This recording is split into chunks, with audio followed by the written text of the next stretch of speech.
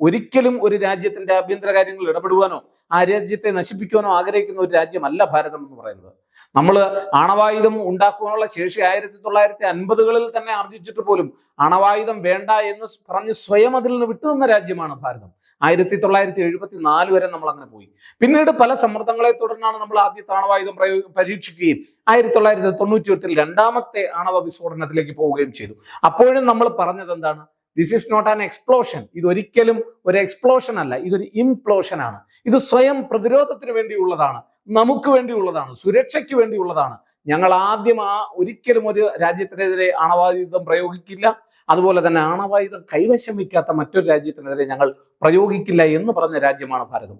അങ്ങനെയുള്ള ഒരു ഭാരതം ഇപ്പോഴും നമ്മളെങ്ങും ആണവായുധം പ്രയോഗിക്കുമെന്ന് ആരോടും പറഞ്ഞിട്ടില്ല. പക്ഷേ രാവിലെ മുതൽ വൈകുന്നേരം വരെ പല നേതാക്കന്മാരും പാകിസ്ഥാനിൽ പറയുന്നത് ഞങ്ങൾ ഉണ്ടാക്കി വെച്ചിരിക്കുന്ന 130 ആണവായുധങ്ങൾ വേറെ ആർക്ക് വേണ്ടിയല്ല, നിങ്ങൾക്ക് വേണ്ടിയുള്ളതാണ്. അപ്പോഴാണ് ഇന്ത്യൻ പ്രധാനമന്ത്രി പറഞ്ഞത് ഞങ്ങൾ വെച്ചിരിക്കുന്ന ആണവായുധങ്ങൾ ദീപാവലിക്ക് പൊട്ടിക്കാൻ വേണ്ടി ഉള്ളതല്ല എന്ന് മറുപടി പറയുകയും ചെയ്തു. അപ്പൊ ആലോചിച്ചിരിക്കേണ്ടുന്ന ഒരു വസ്തുത എന്ന് പറയുന്നത് ഇനിയുള്ള കാലഘട്ടത്ത് ആണവ യുദ്ധം എന്ന് പറയുന്നത് അത്ര എളുപ്പമുള്ള ഒരു കാര്യമല്ല.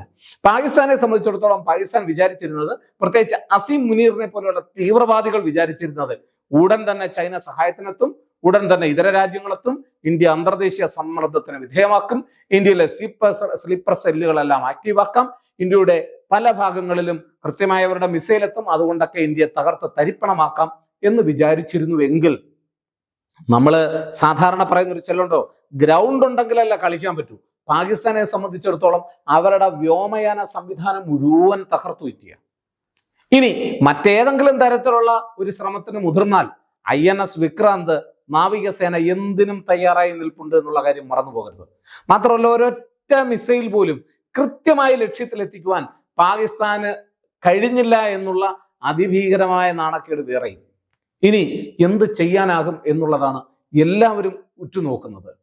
നമ്മൾ ഒരു കാര്യം മാത്രമേ മനസ്സിലാക്കേണ്ടതായിട്ടുള്ളൂ, ഒരു യുദ്ധവും അന്തിമമായി ആർക്കും വിജയം നൽകുന്നില്ല. എന്നാൽ ഇത്തരത്തിലുള്ള തീവ്രവാദികൾ നിരന്തരം ഇന്ത്യയോട് പോരാടുമ്പോൾ ഇന്ത്യക്ക് വേറെ മാർഗമില്ല എന്നുള്ളതാണ്.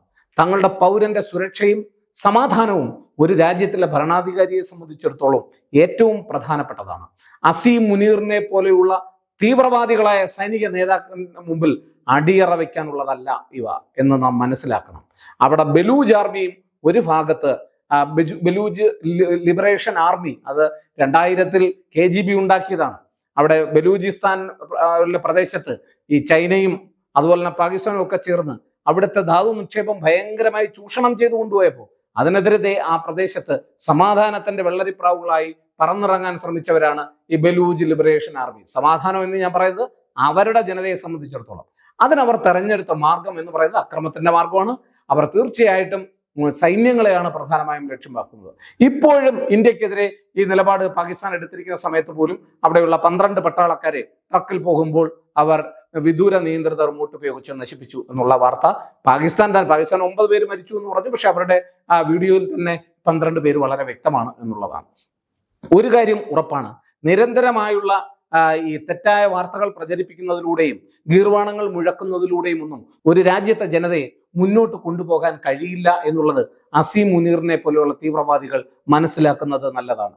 എന്തായാലും ഇന്ത്യ കൊടുത്ത ഉരുളയ്ക്ക് ഉപ്പേരി പോലെയുള്ള ഇപ്പോഴുള്ള മറുപടികൾ ദഹിക്കുവാൻ പാകിസ്ഥാന് നല്ല സമയമെടുക്കും. ഇനി ഇദ്ദേഹത്തെ അട്ടിമറിച്ചുകൊണ്ട് വരുന്ന ഭരണാധികാരികൾ ഇതൊക്കെ കണ്ടറിഞ്ഞ് പ്രവർത്തിച്ചാൽ പാകിസ്ഥാന് നല്ലതാണ്, അതുവഴി അവിടുത്തെ ജനതയ്ക്കും നല്ലതാണ് എന്ന് മാത്രമേ ഓർമ്മിപ്പിക്കുവാനുള്ളൂ. തീവ്രവാദികൾക്ക് എന്തെങ്കിലും ചെയ്ത് കാണിച്ചെങ്കിൽ മാത്രമേ പിടിച്ചു നിൽക്കാനാവൂ.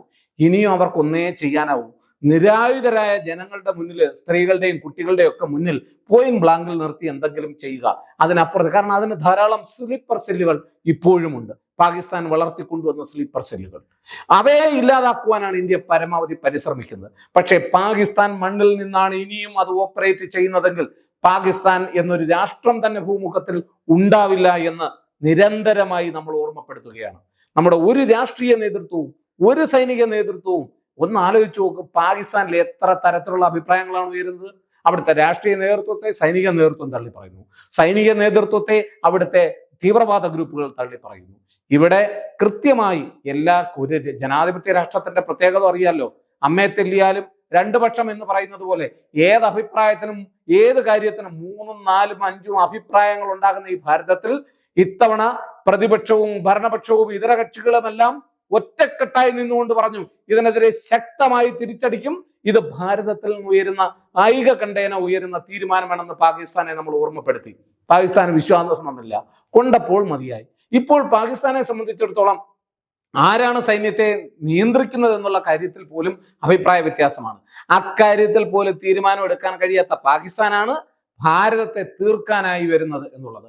അതുകൊണ്ട് ഈ യുദ്ധം അവസാനിക്കണമെങ്കിൽ, ഇനി ഈ സമാധാനം പുലരണമെങ്കിൽ പാകിസ്ഥാനിലെ നമ്മുടെ തന്നെ സഹോദരങ്ങളോട് നമുക്ക് പറയാനുള്ളത്, സമാധാനവും പുരോഗതിയും കൊണ്ടുവരുന്നതിന് അവിടെയുള്ള ഇത്തരത്തിലുള്ള തീവ്രവാദ ഗ്രൂപ്പുകളെ നിങ്ങൾക്ക് എന്ന് പുറത്താക്കാൻ കഴിയുന്നു? ഇന്ത്യക്കെതിരെയുള്ള നിഴൽ യുദ്ധം നിങ്ങൾക്ക് എന്ന് അവസാനിപ്പിക്കുവാൻ കഴിയുന്നുവോ? രാജ്യത്തിന്റെ പുരോഗതിയും ഐക്യവും അഖണ്ഡതയും ലക്ഷ്യം വെച്ചുകൊണ്ട് നല്ലൊരു ഭരണ സംവിധാനം നിങ്ങൾക്ക് എന്ന് പുനഃസ്ഥാപിക്കുവാൻ നിങ്ങളുടെ ഭാഗത്തുനിന്ന് ശ്രമമുണ്ടാകുന്നുവോ? അന്ന് വരെ ഇത് തുടർന്നുകൊണ്ടിരിക്കും. അന്ന് വരെ നിങ്ങൾക്ക് ലഭിക്കാവുന്നതിൽ വെച്ച് ഏറ്റവും മികച്ച ശിക്ഷ നൽകുവാൻ ഭാരതം തയ്യാറെടുത്തുകൊണ്ടിരിക്കുകയാണ് എന്ന് മാത്രമാണ് പറയുവാനുള്ളത്. സ്വിച്ച് ഇട്ട പോലെ നിർത്തുന്ന ഒരു ആക്രമണവും ഒരു ആക്രമണമല്ല ഇത്. ഇരു രാജ്യങ്ങളും തമ്മിൽ ഉണ്ടായിരിക്കുന്ന ഈ പ്രശ്നത്തിൽ ഒരുപാട് സമ്മർദ്ദ ഗ്രൂപ്പുകളുണ്ട്, പ്രത്യേകിച്ച് പാകിസ്ഥാനിൽ. ഈ സമ്മർദ്ദ ഗ്രൂപ്പിന്റെ സമ്മർദ്ദം അതിജീവിച്ച് തീരുമാനമെടുത്തു പോകാൻ, പ്രത്യേകിച്ച് അവിടെയുള്ള തീവ്രവാദ ഗ്രൂപ്പുകളുടെ സമ്മർദ്ദത്തിന് അടിപ്പെട്ട തീവ്രവാദ സ്വഭാവമുള്ള സൈനിക നേതൃത്വമാണ് അവിടെ നിലനിൽക്കുന്നത്. അപ്പൊ അത്തരത്തിലുള്ള തീരുമാനങ്ങൾ സമ്മർദ്ദത്തിന് തീരുമാനമെടുക്കുന്ന ഈ ശക്തികളെ ഒഴിവാക്കിയെങ്കിൽ മാത്രമേ സമാധാനം പുലരുകയുള്ളൂ. ഭാരതവും പാകിസ്ഥാനും സുഹൃത്തുക്കളായി ഈസ്റ്റ് ജർമ്മനിക്കും വെസ്റ്റ് ജർമ്മനിക്കും ഒന്നിക്കാമെങ്കിൽ നാളെ ഒരുപക്ഷെ ഭാരതത്തിനും പാകിസ്ഥാനും കൈകോർത്ത് പിടിച്ചുകൊണ്ട് നമ്മുടെ ജനതയുടെ, നമ്മുടെ സഹോദരങ്ങളുടെ സംരക്ഷണം ഉറപ്പുവരുത്തിക്കൊണ്ട് മുന്നോട്ട് പോകാൻ കഴിയുന്ന ഒരു നല്ല ഭാരതമാണ്, നല്ലൊരു നാളെയാണ് നമ്മൾ എല്ലാവരും ആഗ്രഹിക്കുന്നത്. നല്ലൊരു അയൽക്കാരൻ നമുക്ക് എപ്പോഴും മാതൃകയാണ്. എന്നാൽ ഒരിക്കലും പഠിക്കാത്ത പാകിസ്ഥാൻ ഇനിയെങ്കിലും തിരുത്തിയില്ല എങ്കിൽ ഇത് ഇവിടം കൊണ്ട് അവസാനിക്കില്ല, തുടർന്നുകൊണ്ടേയിരിക്കും.